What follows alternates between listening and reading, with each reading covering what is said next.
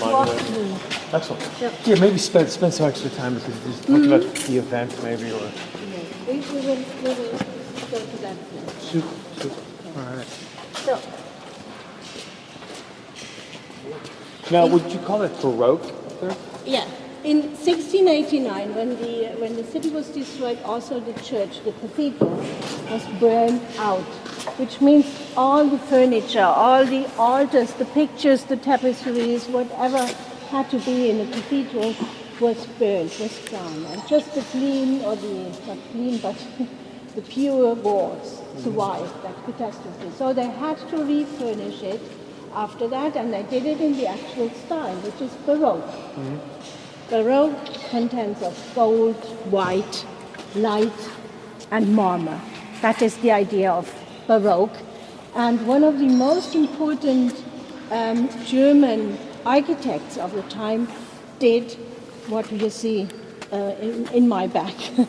The high altar of Worms was realized by Balthasar Neumann.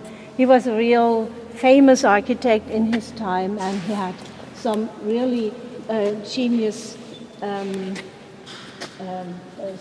craftsmen who helped him to realize this installation.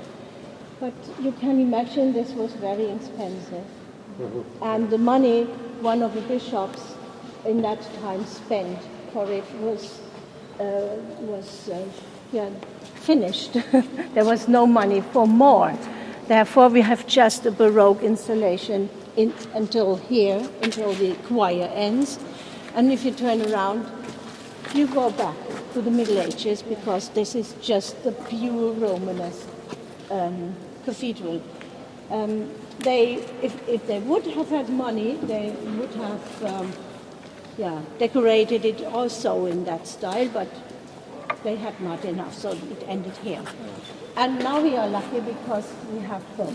We have this quite modern Baroque part of the time after the destruction, and then we have the original choir, Western choir of the 1100 years. And on this tour, you're going to see some of Europe's more famous cathedrals, Notre Dame in Paris. You're going to see Sacré-Cœur. Yeah, they are all Gothic.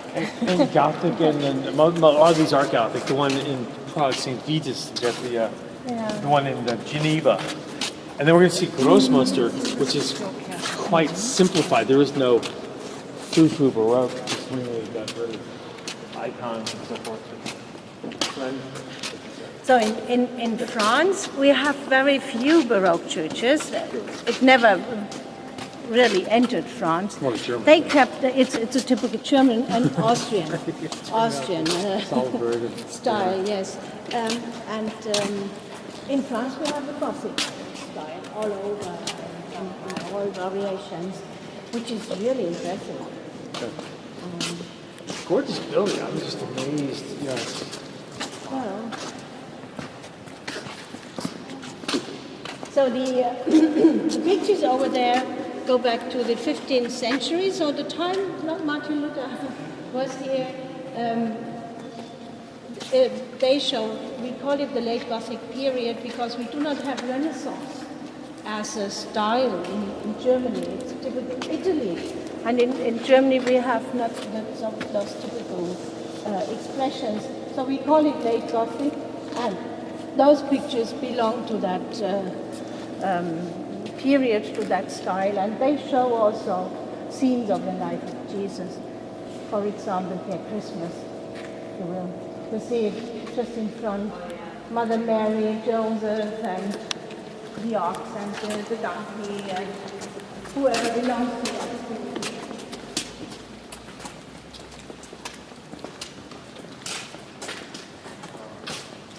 And what is typical for our region is the floral decoration, those like a wine tree, and well, this is the angels around them. Well, that's my favorite. Now Christmas is coming again, so I can talk about it. Baby Jesus, yeah. Baby Jesus and Joseph. So it is the time when people were more and more talking about religion as a collection of legends. You know, when they were talking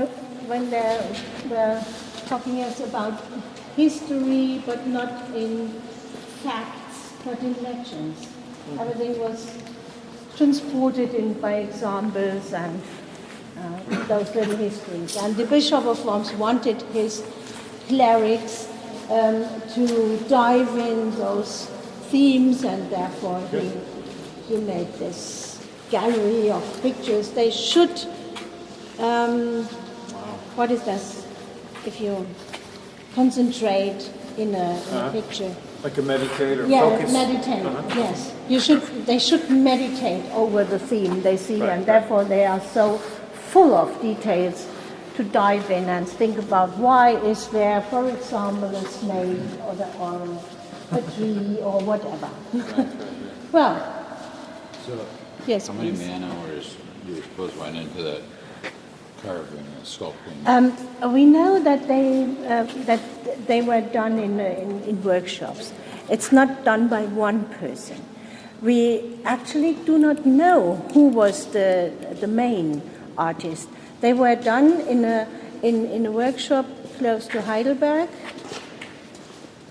More we have no idea, because all the documents we usually have, also after 500 years, they are all burned by the catastrophes here.